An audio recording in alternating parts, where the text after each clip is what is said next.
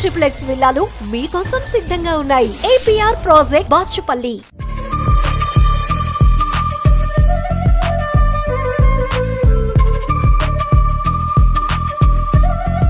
Sir ఆ cinema తర్వాత తెలుగులో ఎందుకు అవకాశాలు రాలేదా, లేకపోతే దాసనారాయణరావు నన్ను ఎక్కడా చేయలేదు.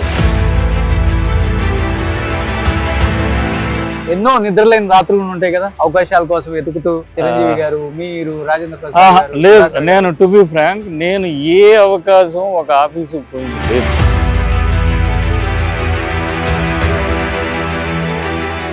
మీ బ్యాచ్ లో బాగా యాక్టివ్ ఉండేది ఎవరు? వెళ్ళి ఆఫీసులకు వెళ్ళి పిఆర్ పెంచుకొని కలిసి అవకాశం కోసం?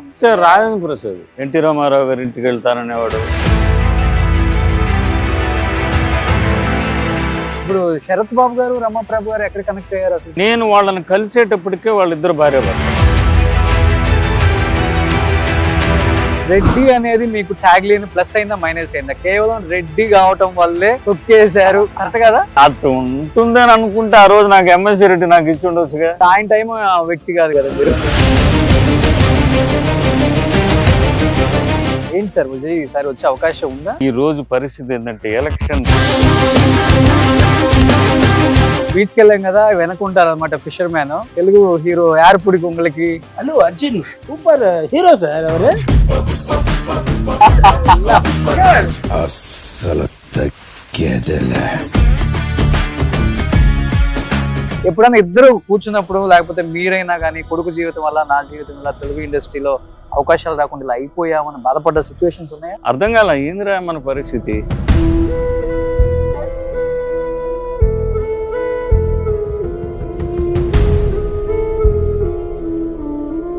ఒకటి నా ప్రయత్నం లోపం ఉన్నా ఉండాలి, లేకపోతే దేవుడు నాకు ఇచ్చిన ప్రాప్తం అంతన్నా ఉండాలి.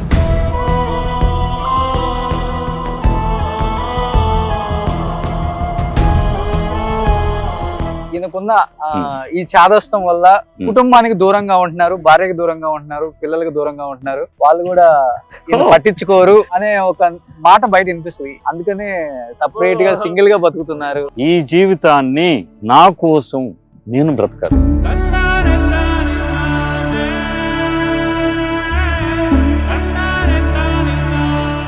నేను ఇక్కడ ఉంటూనే ఎవరి క్షణం నా ఫ్యామిలీ గురించి ఆలోచిస్తాను.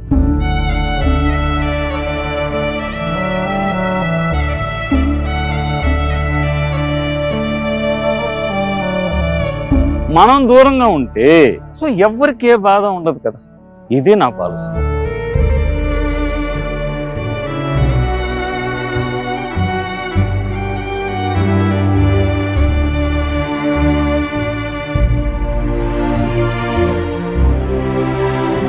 సార్ ఆ సినిమా తర్వాత ఎందుకని తెలుగులో సపోర్టింగ్ క్యారెక్టర్స్, అంటే తమిళ్లో రజనీ గారు, కమల్ గారు, ప్రభు గారు అందరి పక్కన సపోర్టింగ్ క్యారెక్టర్స్, అంటే ఎలా చెప్పొచ్చు అంటే ఒక రకంగా మనం తమిళ్లో శివకుమార్ తర్వాత మీరు అన్నంత బాగా వెలిగిపోయారు. సపోర్టింగ్ తెలుగులో ఎందుకు అవకాశాలు రాలేదా, లేకపోతే?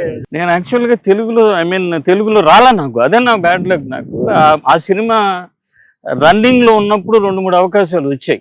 ఏదో రాజుబాబు ఇంట్రడ్యూస్ చేశారు, కొత్త ఏదో బాగున్నాడు అని అనుకుంటారు కదా. అప్పుడు మన పెద్ద ఆయన దాసనారాయణరావు గారు నన్ను పిలిపించి, నువ్వు ఈ సినిమా అయిపోయిన తర్వాత ఇంకేమీ చేయొద్దు, నేను నిన్ను హీరోగా పెట్టి శివరంజని శివరంజని కాదండి చెప్తాను, ఇంకోటి నరసింహరాజు చేశాడు. సో ఆ సినిమాలో నువ్వే నాకు హీరోవి, గిటార్ అంతా కొనిచ్చి నన్ను ఎక్కడా చేయలేదు. సాంబశివరావు అని ప్రొడ్యూసర్, విజయవాడ ఆయన. ఏవో 2-3 అడిగారు. అడిగితే నేను ఇంక ఆయన చెప్తున్నారు కదా మనని ఏదో పెద్ద ఇదిలో ప్రమోట్ చేస్తారని ఏవి ఒప్పుకోలేదు. లాస్ట్ మూమెంట్ లో ఆయన నాకు ఇవ్వకుండా అది ఎవరో నరసింహరాజు చేశాడు. అదొకటి అలా మిస్ అయిపోయాను. ఈ లోపల తమిళ్లో అవకాశాలు వచ్చాయి. తమిళ్లో రావడం అసలు నేను ఒక 3-4 years లో 30-35 సినిమాలు చేశాను. 30 మనం సుధాకర్ ఉన్నాడే తెలుగులో, అతను నేను ఒక సంవత్సరంలో హైయెస్ట్ మూవీస్ లో నేను అతనే. మన రీసెంట్ గా ఇంటర్వ్యూ చేశాను. హెల్త్ బాగుంది. ఓకే సార్, బాగుంది. ఓకేనా? అదే. సో తను నేనే హైయెస్ట్. అంటే ఆ రోజుల్లో మామూలుగా మాకంటే ముందున్న హీరో మన విజయ్ కుమార్ వీళ్ళందరూ అన్నారు కూడా, బొల్టీ పసంగా ఉంది మార్కెట్ కూర్చుంటాడా అని అంటే నవ్వుతూ ఓకే జోక్.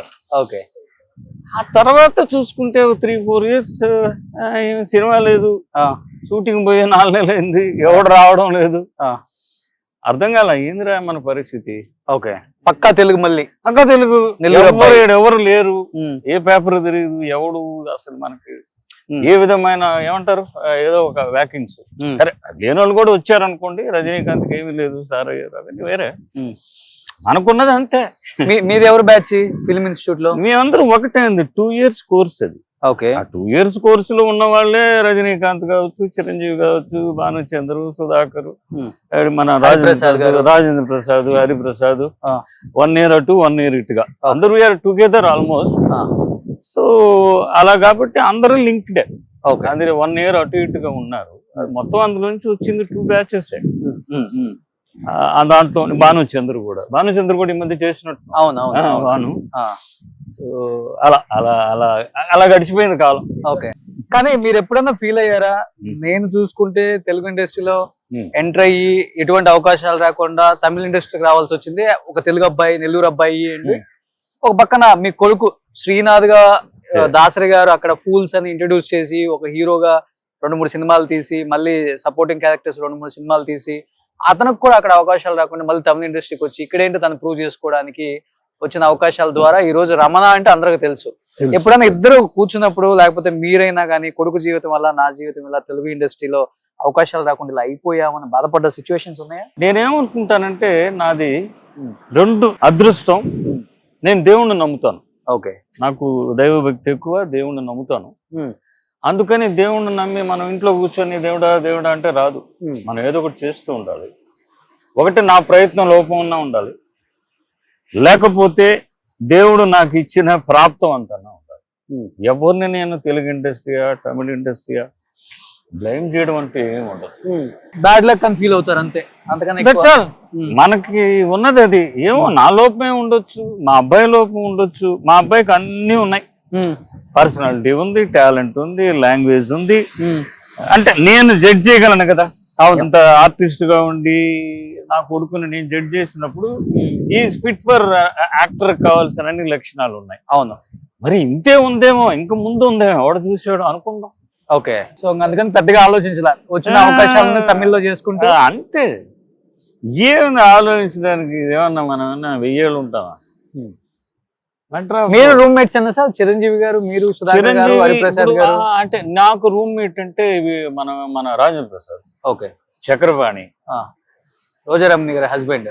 రోజారామ్. మేము ఒక రూమ్ లోనే ఉన్నాం, ఒక రూమే, 3 బెడ్లు ఉంటాయి, ఒక రూమ్ లో ఉండేవాడు. చిరంజీవి ఒక 4-5 రోడ్ల పాండి బజార్ దగ్గర చిరంజీవి వాళ్ళు అక్కడ ఆవిడ ఉండేవాళ్ళు.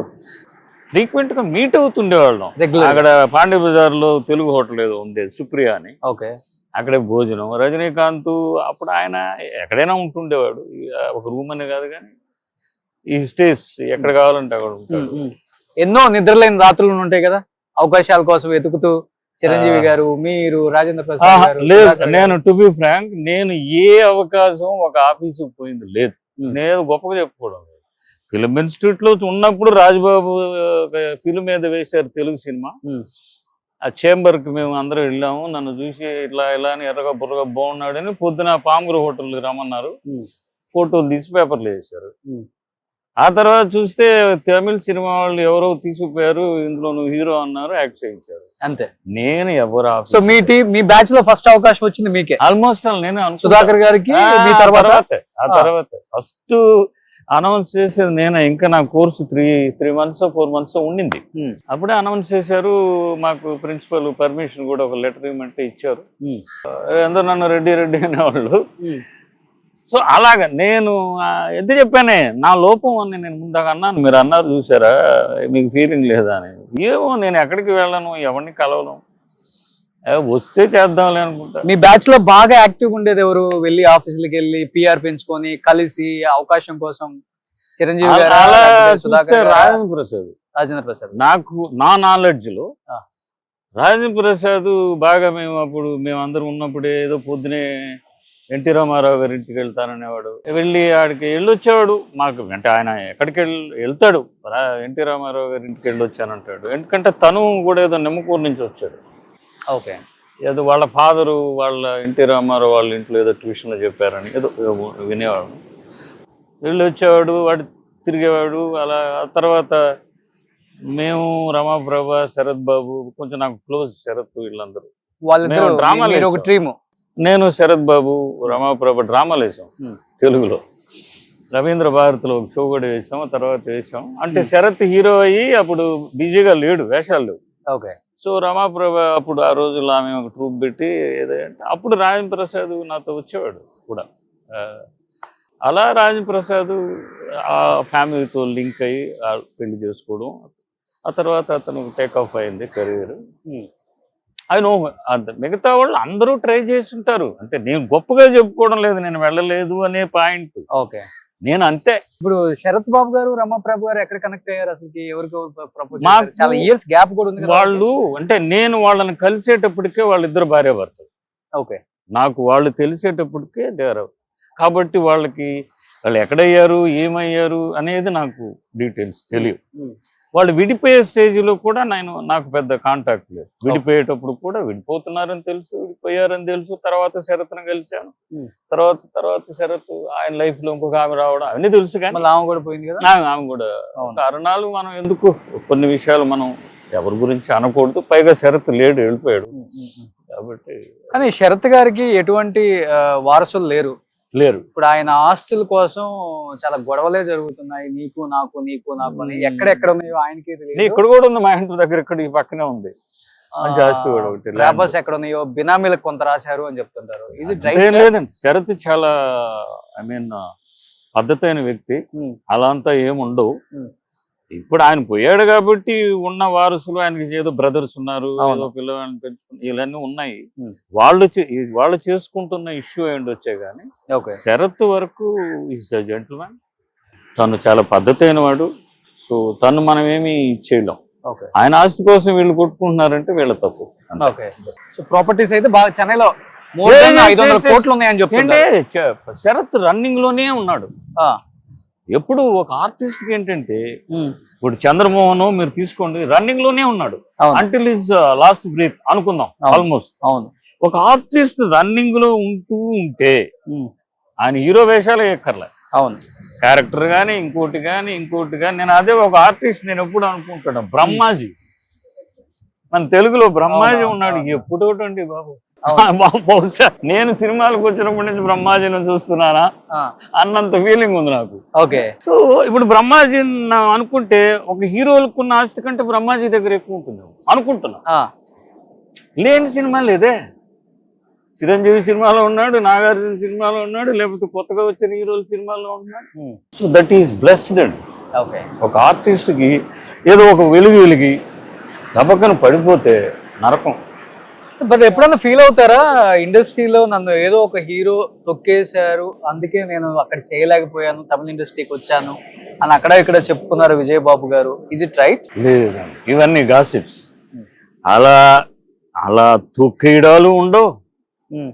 ఎవరన్నా అలా చెప్పుకుంటే ఇప్పుడు నేను ఇంకోటి చెప్తానండి ఎందుకు వస్తాయి ఇవన్నీ అంటే, ఇప్పుడు మన తెలుగులో తీసుకుంటే వారసుల మయం అంతేనా. చిరంజీవి వర్గం లేకపోతే ఇంకొక వర్గం, ఎవరికి టాలెంట్ లేదు. రామ్ చరణ్ అద్భుతంగా పర్ఫామ్ చేస్తాడు. నాకు అతని సినిమా చెవిటోడుగా యాక్ట్ చేశాడే రంగస్థలం, అయ్యో వాళ్ళ నాన్నకు మించిపోయాడు. ఇప్పుడు అదే అల్లు అర్జున్, అల్లు ఫ్యామిలీ అందాం. పుష్ప 2, పుష్ప 1 అది వాళ్ళు ఎన్ని కోట్లు తీసుకున్నారా, వాళ్ళు 300-200 కోట్ల కాదు అక్కడ. ఆ స్ట్రెయిన్ అండి. అవును, ఆ పిల్లలకు అవసరమా ఆ బాడీలు మార్చడం, ఇది అయితే వాళ్ళకి ఏంటంటే ఒక ప్లస్ పాయింట్ ఏంటంటే ప్రమోషన్స్ కి వాళ్ళ ఫ్యాన్స్ ఉపయోగపడతారు. ఫాదర్ ఫ్యాన్స్ కానీ ఆ లెగసీ ఉపయోగపడుతుంది. వాళ్ళు టాలెంట్ ఉండాలి, అదృష్టం. ఆ టాలెంట్ ఉండి పైకి రాని వాళ్ళు చాలా మంది ఉన్నారు. అదే అదృష్టం. రజనీకాంత్ చెప్పేట్టు ఒకటే అదృష్టం. తమ్ముడు అది ఈ రోజుకి నన్ను జనాలు తమిళ్లో పడికాదు అని విజయబాబుని పిలుస్తారు. సో అదే అంతేనండి, అదృష్టం అండి. కమల్ కంటే టాలెంటెడ్ మన ఇండియాలో లేరు. అంటే కానీ రెడ్డి అనేది మీకు ట్యాగ్ లేని ప్లస్ అయిందా మైనస్ అయిందా? కేవలం రెడ్డి కావటం వల్లే అప్పటి వరకు ఏ రెడ్డి హీరో లేరు ఇండస్ట్రీలో, అయ్యా డార్లింగ్, రెడ్డిని తీసుకొస్తే డార్లింగ్ కష్టం అవుతుందని తొక్కేశారు. కరెక్ట్ కదా? అట్లా అట్లా ఉంటుందని అనుకుంటే ఆ రోజు నాకు ఎంఎస్సీ రెడ్డి నాకు ఇచ్చి ఉండొచ్చుగా. ప్రొడ్యూసర్స్ అందరు రెడ్లు. నాగిరెడ్డి రెడ్డేగా. ఆయన తీసుకొచ్చింది ఎవరిని తీసుకొచ్చాండి? రామారావు, నాగేశ్వరరావు. ఆయన టైం వ్యక్తి కాదు కదా మీరు, ఇంకా తర్వాత వ్యక్తి. నేను వచ్చినప్పుడు ఎంఎస్సీ రెడ్డి ఉన్నాడు. ఎంఎస్సీ రెడ్డి మా నాన్నకు బాగా తెలుసు. ఆయన కూడా నెల్లూరే కదా. ఆయన కూడా నెల్లూరే.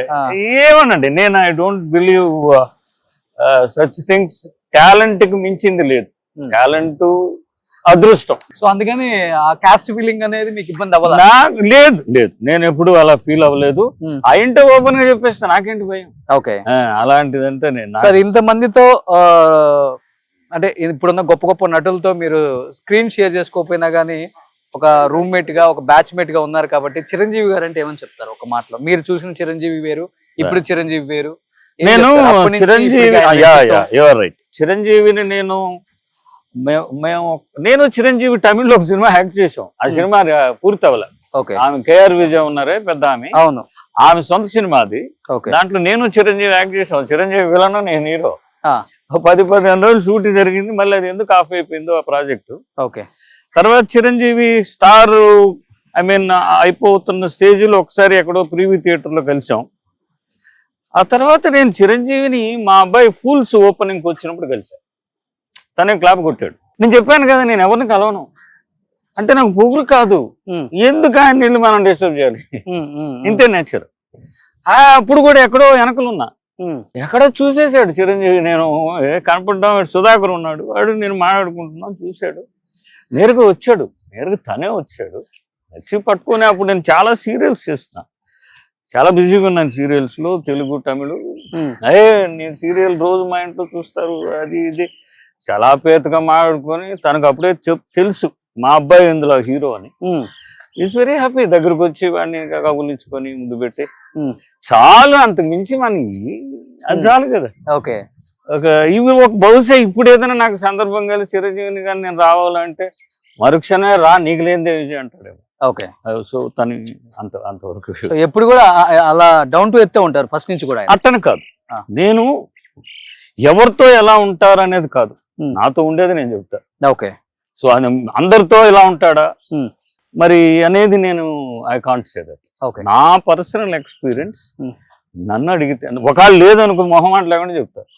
ఆయన మొహం తిప్పుకునే టైప్ అయ్యాను. సో అట్లా మిమ్మల్ని మొహం తిప్పుకున్న టైప్ లో ఎంతమంది ఉన్నారు ఇండస్ట్రీలో?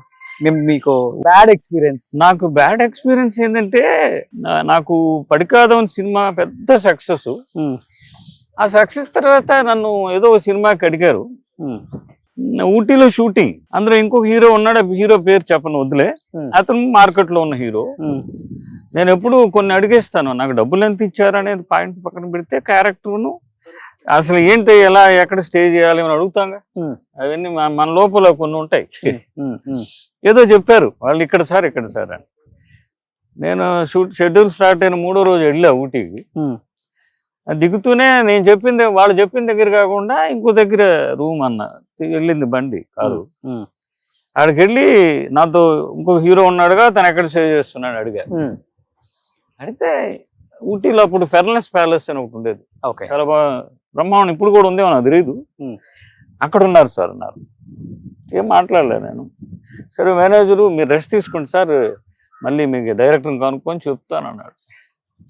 నేనేం మాట్లాడలే. మా మేకప్ మెన్ అని కూడా వచ్చిన ఎవరు ఉంటారుగా మాకు టచ్అప్ వాళ్ళు, సామాన్లు కారులోంచి దించొద్దు, ఓకే మనం వెళ్ళిపోతున్నాం అన్నా. వాళ్ళు ఎంతారు, వాళ్ళు నేరుగా అదే కారులో కోయంబత్తూరుకి వచ్చాను. కోయంబత్తూరులో మా ఫ్రెండ్ ఉంటే అతనితో చెప్పి, అప్పుడు ఫ్లైట్లు కూడా ఫ్రీక్వెంట్ గా లేవు కోయంబత్తూరు చెన్నై.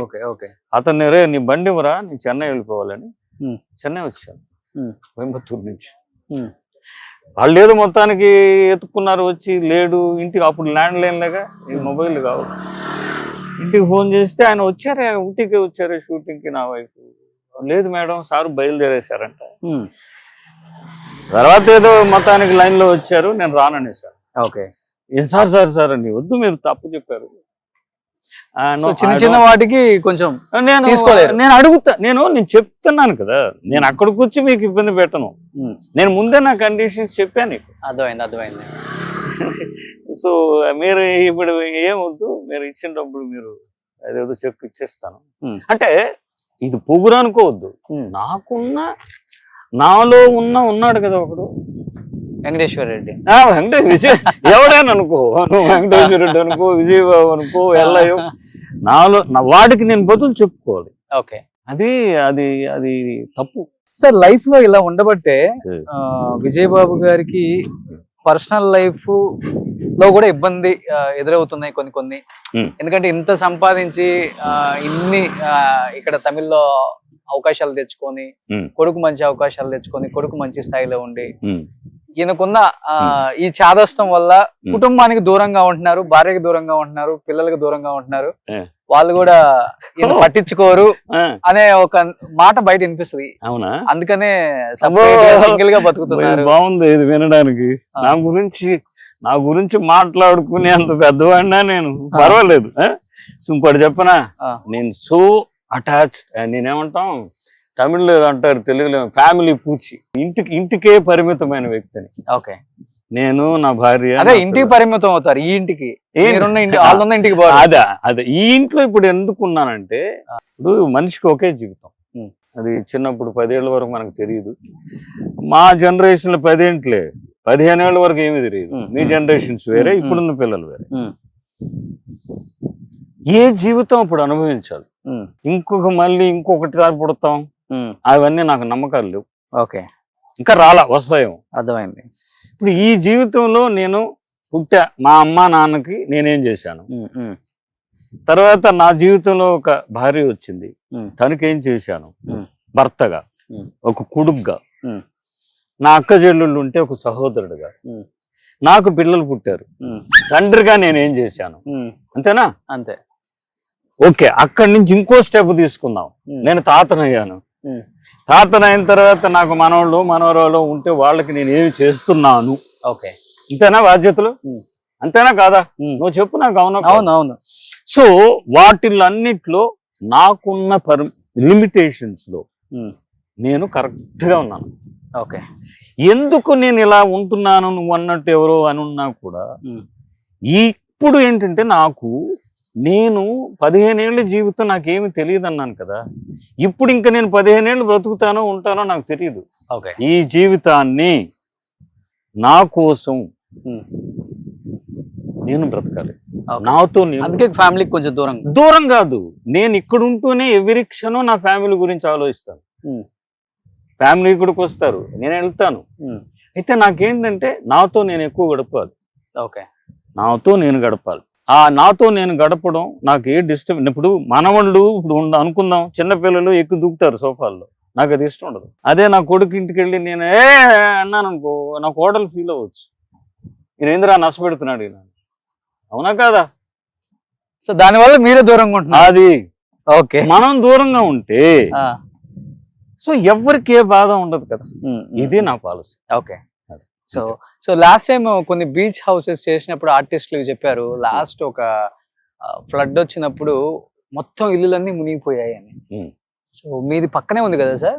ఫ్లడ్ వచ్చినప్పుడు సునామీలో సునామీ రోజు నేను ఇక్కడ ఉన్నా, అంటే అప్పటికి నేను ఇల్లు కట్టలేదు. ఒక్కసారి కూడా మునగలేదా ఇక్కడ? అంతేలేదు. రావండి, సముద్రం ఎక్కడండి వచ్చేసి. లాస్ట్ టైం సునామీ విజయ్ గారి ఇంటికి వచ్చింది అన్నారు. వానల్లో విజయ్ ఇంటికి వచ్చింది సునామీ టైం. ఓకే, అప్పుడు మీరు ఇల్లు కట్టలా? అప్పటికి నేను ఇల్లు కట్టలా, అప్పుడు విజయ్ కట్టేస్తుంది. నేను ఇల్లు కట్టలేదు. కానీ ఇక్కడ ఏంటంటే అక్కడి నుంచి వెళ్ళిపోయాయి నీళ్ళ సునామీ వాటర్ కూడా డౌన్ ఏదో ఉంది ఇక్కడ. ఇప్పుడు విలేజెస్ అన్ని ఎత్తులో ఉంటాయండి. అప్పట్లోనే చూడండి మీరు, ఈ విలేజ్ లో నీళ్ళు రాలా సునామీ. సో ఇప్పుడు ఈ వాటర్ సునామీ వచ్చినప్పుడు మొత్తం ఒక్కసారిగా వచ్చేసిందా? ఒక్కసారి ఇలా తాటి చెట్లా లేసే అలలు, అర్థమవుతుందా? లేసే అలలు ఇలా పడినప్పుడు వాటికి ఏదో, ఇప్పుడు ఈ విలేజ్ లో రాలేదంటే మీరు నమ్మండి, ఇది ఎంత హైట్ లో ఉందో. ఓకే, అలాగే కట్టారు పూర్వీకం. వీళ్ళు ఆ ఎత్తు ప్రదేశాల్లోనే వాళ్ళ కాపురాలు ఉన్నారు. ఓకే, సో వచ్చిన ప్లేసెస్ అంతా మునిగిపోయాయి, డౌన్ లో ఉన్నట్టువన్నీ పోయాయి. ఓకే, ఇటు డౌన్ ఉంది అనుకోండి. ఇప్పుడు ఆ డౌన్ ఉంది కదా, అటు వచ్చాయి నీళ్లు అనుకుందాం. ఓకే, అట్లా కొన్ని దగ్గరకు వచ్చాయి కానీ అన్ని దగ్గర రాలేదు. ఓకే, కానీ సునామీ టైంలో కొంచెం జాగ్రత్తగానే ఉండాలి. చెప్పలేం. సునామీ వస్తే ఏడేముంది, సిటీకే రావచ్చు. మీ ఇల్లు ఇంకా పక్కనే ఉంది, ఇదిగో ఇది ఇక్కడే. ఇంకొక హౌస్ వస్తే మరి ఇది చూడండి ఎంత పెద్ద ఇల్లు. మరి వాళ్ళది మరి వాళ్ళు ఎందుకంటే ముచ్చర్ల రత్న గారు కూడా ఇంటికి వెనక వచ్చింది అన్నారు. ఇప్పుడు ఇక్కడే కావాలని చాలా మంది కొనుక్కున్నారు. చూడండి వాళ్ళు ఇంకా ముందు కట్టేసుకున్నారు. అవును. నమస్తే నమస్తే నమస్తే. ఫ్యాన్స్ నా బ్రదర్స్ అందరూ నా బ్రదర్స్, ఈ ఊరు వాళ్ళు అందరు విలేజ్ పీపుల్ రా ఏదో వీడియో తీస్తున్నారు ఆంధ్రాలో ఉంది. ఇంకెల్లా నాకు అన్నం తమ్మి ఫ్రెండ్ మరి ఓ సూపర్. ஆமா சார். ఇప్పుడు అంతా సెలబ్రిటీస్ అంతా ఇక్కడికే వచ్చేసారు కదా సార్. మాక్సిమం విజయ్ గారు ఇక్కడే ఉన్నారు, రమకృష్ణ గారు, ముచ్చర్ల రత్న గారు, విజయ్ చంద్రశేఖర్ గారు, విజయ్ బాబు గారు, సిమ్రాన్ గారు, సిమ్రాన్ ఉంది, జయం రవి జీవా, మన ఇప్పుడు మొన్న మేజర్ సినిమాలు యాక్ట్ చేశాడు శివకార్తికేయన్ కూడా ఇక్కడికి వచ్చేసాడు. అటు రోడ్డు లేనోళ్ళు లేరండి ఆల్మోస్ట్ అందరు.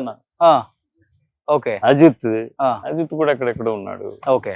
ఆల్మోస్ట్ వీళ్ళందరూ వచ్చిన తర్వాత ల్యాండ్ కమల్ హాసన్ ఇల్లు కూడా ఇక్కడే, చాలా పెద్ద ఇల్లు ఉంది. ల్యాండ్ రేట్ పెరిగిపోయింది మీరందరూ వచ్చాక. మనం ఎంతండి మనకంటే ఉన్నవాళ్ళు. అది ఇది పి వాసు డైరెక్టర్. ఓకే. ఎదురుగా శంకర్ సార్ అందరూ, శంకరు வாக்கிங் வருவாரா எல்லாமே? எல்லாம் வாக்கிங் போ சார்லாம் வாக்கிங் போய்க்கிறாங்க. விஜய் சார் பாத்துட்டு இருக்கா? விஜய் சார் நான் கெஸ்ட் ஹவுஸ் வந்து பார்த்தேன். கெஸ்ட் ஹவுஸ் அங்க போனா அவரோட கெஸ்ட் ஹவுஸ் இருக்குல, ஆமா, அங்க போனா பாக்கலாம். சோ நெக்ஸ்ட் சிஎம் ஆவாரா தமிழ்நாடுக்கு? தெரியல சார், அது மக்கள் கையில தான் இருக்கு. ஆயிடுச்சுனா நல்லா இருக்குமா உங்களுக்கு? மக்களுக்கு வந்து யார் வந்தாலும் மக்களுக்கு நல்லது செய்யணும். நல்லது செஞ்சா நல்லா இருக்கு சார். இப்ப நல்லா செஞ்சிட்டு இருக்கா இவங்க ஸ்டாலின் சார். செய்றாரு. என்ன பார்ட்டி பேரு என்ன விஜய் சார் பார்ட்டி பேரு? விஜய் சார் அதெல்லாம் தெரியாது சார் நம்மளுக்கு. அப்படியா? சிம்பல் தெரியுமா? பார்ட்டி சிம்பல் தெரியுமா? தெரியாது சார். ఓకే. సో ఏం సార్ నెక్స్ట్ విజయ్ ఇక్కడ సీఎం అవుతారనే మాట? தொழில் போயிட்டு வர்றது, ரொட்டேஷன் பண்றது, அப்படியே வேலைக்கு போறது, நம்ம வெளியெல்லாம் ரொம்ப லாங்கா போறது கிடையாது. நம்ம உண்டு, நம்ம தொழில் உண்டு. யாரு வந்தா என்ன, யாரு வரலன்னா என்ன, நம்ம కష్టపట్టதான் நமக்கு சோறு. கண்டிப்பா சார். అది కరెక్ట్. మనం కష్టపడితేనే, కష్టపట్టి వందதான் సాపాడు. ఎవరు వచ్చినా ఎవరు రాకపోయినా నీ కష్టం మీదే, నా కష్టం నాది. ఏంటి సార్ విజయ్ ఈసారి వచ్చే అవకాశం ఉందా? ఇవన్నీ చెప్పలేమండి. నేను కనిపిస్తుందా జనంలో? మీరు మాకంటే చాలా విషయాలు తెలిసిన వాళ్ళు, ఎందుకంటే ఎన్నో చూశారు కూడా. గవర్నమెంట్ రావడం పోవడం, 100 అనుకున్నట్టు 10 అవడం, 10 అనుకున్నట్టు 100 అవడం, ఇవన్నీ మీరు చూశారు, నేను చూశాను. ఇవన్నీ ఈ రోజు పరిస్థితి ఏంటంటే ఎలక్షన్ రిజల్ట్ వచ్చేంత వరకు ఏమీ చెప్పలేమండి. దాని ఊపు కనిపిస్తుంది. అంతేం లేదండి, అదేం లేదండి. ఈ రోజుల్లో రాజకీయం డబ్బే పనిచేస్తుంది. ఓకే. డబ్బు లేదంటారా విజయ్ దగ్గర? డబ్బే పనిచేస్తుంది.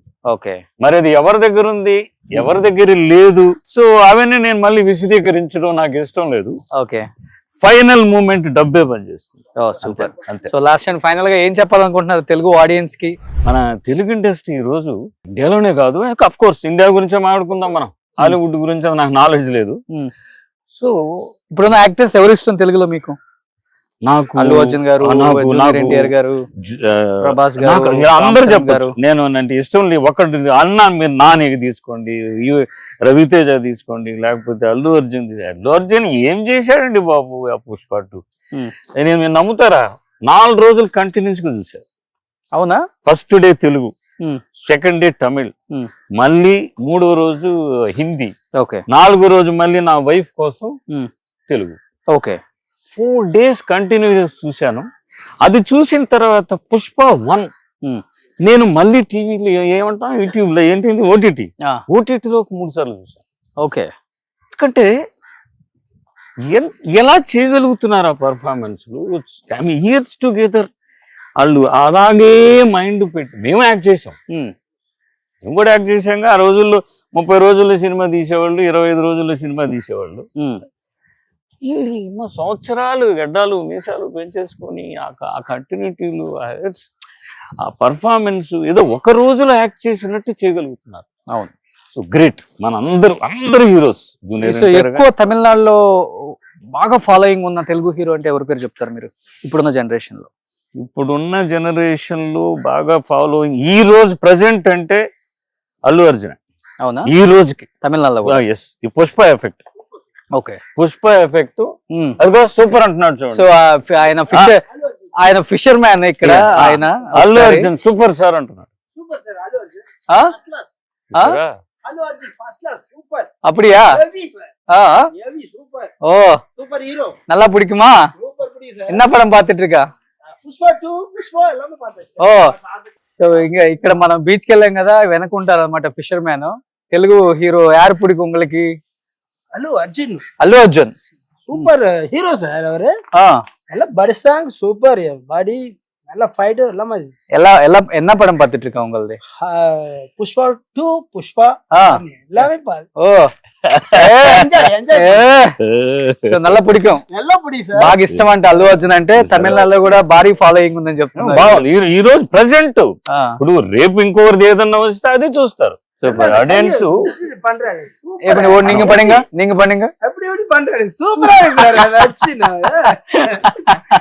ஏவியா சூப்பர் ஃபர்ஸ்ட் கிளாஸ் அப்படியா சூப்பர் ஃபர்ஸ்ட் கிளாஸ் சார் இன்னொரு மாதிரி பண்ணணும் அவருக்கு. ஓ சூப்பரா இல்ல பக்கா see how the reaches the movie சூட்டு போட்ட மூவி ரீச் ஆகுது. ஆமா ஆமா அந்த நேட்டிவிட்டி நேச்சுரலா பண்றாரு நேச்சுரலா இதான் நேச்சுரலா பண்றாரு அப்படியே பப்ளிக் நம்ம எப்படி அந்த மாதிரி எப்படி பண்றோம் அந்த மாதிரி நேச்சுரல் இது மாதிரி நேச்சுரல் ఓకే ரொம்ப பிடிச்சிருக்கு சார் ஆமா ஆமா ஆமா మాస్క్ పిచ్చెక్కిస్తుంది అనమాట ఆయన సూపర్ ఇలానే హ్యాపీగా ఉండండి ఇంకా మంచి ఫాదర్ రోల్స్ తెలుగులో మీకు రావాలని మన డైరెక్టర్స్ విజయ్ బాబు గారిని హీరోగా చేయకూడదా? నా చేయండి వయసు హీరో చిరంజీవి ఏమైనా నాకంటే పెద్దవాడు రజనీకాంత్ హీరోలుగా చేస్తున్నాడు, నేను చేయకూడదా? చేయొచ్చా చేయకూడదా? చేయొచ్చు నువ్వు చెప్పావు కాబట్టి ఓకే. సూపర్ మంచి వేషం ఏదైనా చేస్తా, డబ్బులతో పని లేదు.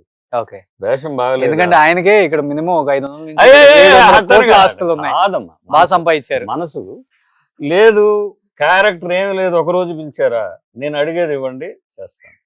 ఓకే సార్ మీ కొడుకు బాగా సంపాదించారు, మీరు బాగా సంపాదించారు, ఎవరిది వాళ్ళకే, అంతేనా? ఎందుకు చెప్పాలి? నాది నాకే, నా తర్వాత వాళ్ళకి. ఓకే ఆయన సంపాదిస్తే ఆయన కొడుకు. సూపర్. సినిమాలలో కన్నా కూడా ఆయన తెలివిగా రియల్ ఎస్టేట్ చేసి అంచెలంచెలుగా ఎదుక్కుంటూ చెన్నైలో ఆయన ఇమేజ్ చాలా ఎక్కువనే అంత బాబా మంచి దయ, బాబా ఉన్నారు చూడండి, 1000 కోట్ల పైన ఆస్తులు సంపాదించారు. అందులో అందుకనే వాళ్ళ అబ్బాయి లాటి మన విశాల్ మూవీ ప్రొడ్యూస్ చేసి యాక్ట్ చేశారు కూడా. చేశారు. So so it's all blessings again. నేను నమ్ముకున్న బాబా సూపర్. అందరికి అదే ఫైనల్ గా మీ యంగ్స్టర్స్ నువ్వు హీరో అవుతావు తొందరలో, ఈయన ప్రొడ్యూసర్ అవుతారు. మేము చెప్పలేము. Vijay Babu productions, Ramana producer, Rana productions లో படிக்காத படத்துல சார் நடிச்ச படத்துல படிக்காத படம் நான் 100 முறையாவது பாத்திருக்கேன். ఓ சாரு ரஜினி சாரு இப்படி எடுத்து கொடுக்கணும், இப்படி எடுத்து கொடுக்கணும், இந்த பாயில எடுக்கணும், இந்த பாயில எடுக்கணும், சாரு பார்த்தாலே ரொம்ப எனக்கு ரொம்ப பிடிக்கும். 100 ముறை పాతిరుపేన్ அந்த படத்தை. ఓ మీకోసం 100 సార్లు చూసారంట సినిమా, రజనీ గారి మూవీ, మీరు మూవీ. అంటే ఆ సినిమా అదే very happy. Thank you sir, thank you so much. చాలా హ్యాపీగా ఉంది, అందరికి హ్యాపీగా ఉండండి అంతే, ఓకేనా? అంతకంటే మించేం లేదు. Super, thank you. సుమన్ టీవీలో మీ పర్సనల్ అండ్ బిజినెస్ ప్రమోషన్స్ కోసం కింది నెంబర్ కి కాంటాక్ట్ చేయండి.